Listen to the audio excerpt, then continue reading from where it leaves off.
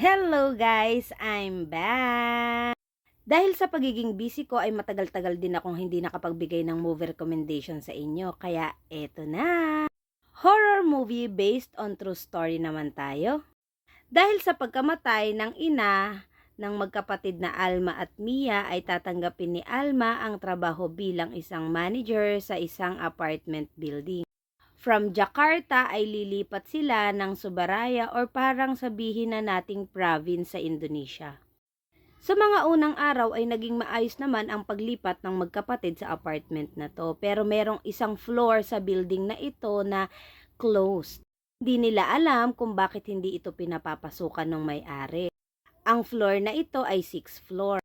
Yung nakatira sa building apartment na ito ay pinaniniwalaan nila na haunted ang lugar na ito.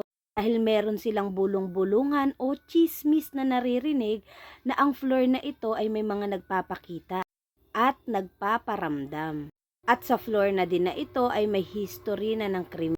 Meron kasing isang lalaki ang napabalitang chinap-chap sa lugar na ito. At sa hindi inaasahang pagkakataon, ang magkapatid na Alma at Mia ay mapupunta sa 6th floor. At simula nang makarating sila dito sa 6th floor ay unti-unti na silang nakakaranas ng mga pagpaparamdam at pagpapakita ng mga entity.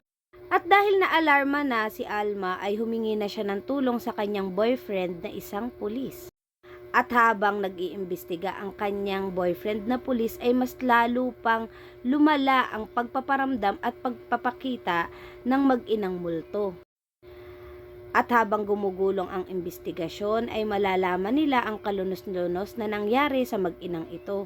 Tulong ito ng manggagamot na kanilang nilapitan. At pagkatapos ng lahat ng ito ay malalaman nila kung saan nakalagay ang labi ng mag-ina.